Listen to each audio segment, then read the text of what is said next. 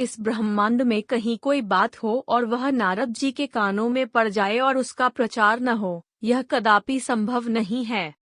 उन्हें तो संचार तंत्र का आदि गुरु कहना अधिक उपयुक्त होगा।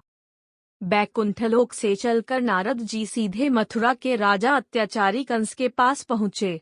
कंस ने नारद जी का समुचित आदर सत्कार किया और उनके दर्शनों के लिए आभार प्रकट किया।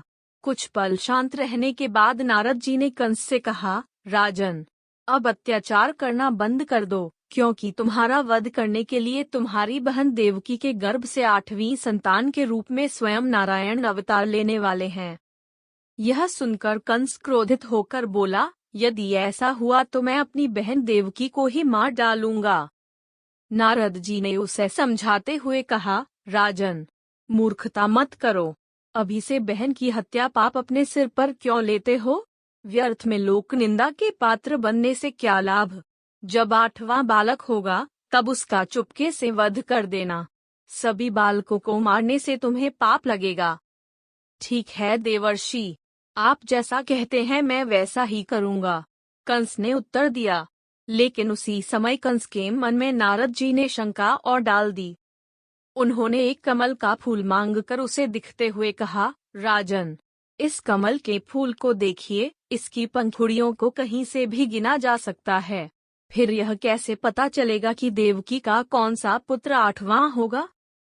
यह सुनकर कंस सोच में पड़ गया। यह तो आप ठीक कहते हैं नारद जी, फिर तो मुझे देवकी के सारे बच्चों को मरवाना होगा। नारद जी ने उसे चेतावनी देते हुए कहा, मरवाना नहीं मारना होगा। दूसरे पर भरोसा करना ठीक नहीं है राजन। जो काम करो अपने हाथों से करना। क्या पता कहीं चूक हो जाए तो फिर तुम्हें पछताना पड़ेगा। एक बार यदि देवकी की 8वीं संतान का जन्म हो गया तो फिर तुम्हें कोई नहीं बचा सकेगा। कंस बोला, आप ठीक कहते हैं देवर्षि, आप मेरे हितैषी हैं। मेरे ही क्या समस्त असुरों के आप हितैषी हैं, तभी तो हम सभी आपको इतना मान करते हैं। नारायण नारायण, ठीक कहते हो राजन। नारद तो सबका भला चाहता है। लोक कल्याण ही मेरा लक्ष्य है और समय रहते सबको सचेत रहना मेरा धर्म है। कहते हुए नारद जी वहां से विदा हो गए। नारद जी के उकसाने पर कंस ने देवकी के 6 बालकों की निर्मम हत्या कर डाली। उसके पापों का घड़ा भरता चला गया।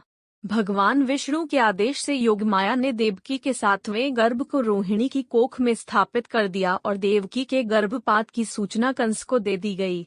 रोहिणी के गर्भ से बालक बलराम का जन्म हुआ। देवकी के 8वें गर्भ में स्वयं नारायण अवतरित हुए। तब योगमाया ने गोकुल गांव की गोपी यशोदा की नवजात पुत्री से देवकी के पुत्र को बदल दिया। वासुदेव ने यह कार्य स्वयं किया।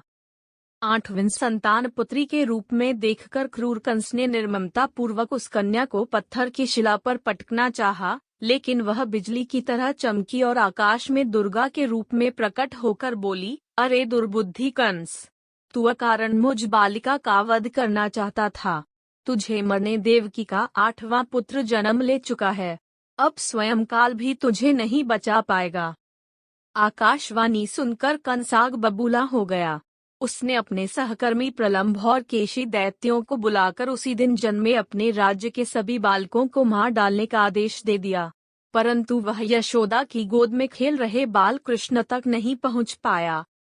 कंस द्वारा किए गए तरह तरह के उपाय भी कृष्ण को, स्वयं नारायण के अवतार थे, कोई क्षति नहीं पहुंचा सके। धीरे धीरे श्री कृष्ण और अवतार थे, कोई क्षति नहीं पहुंचा सके। धीरे धीरे श्री कृष्ण और बलराम जी किशोरी अवस्था में पहुँचे और जब कंस के अत्याचार बहुत बढ़ गए, तब श्री कृष्ण ने अत्याचारी कंस को सिंहासन से खींचकर मार डाला। आकाश से पुष्प वर्षा होने लगी और वाद्य यंत्र बज उठे। नारद जी ने भी वीणा पर स्वरों को छेड़ते हुए अपने आराध्य देव श्री नारायण का स्तुति गान किया। अगर आपको मेरी कहानी पसंद आई है तो मेरे चैनल को लाइक और सब्सक्राइब करें और अपने दोस्तों के साथ शेयर करें।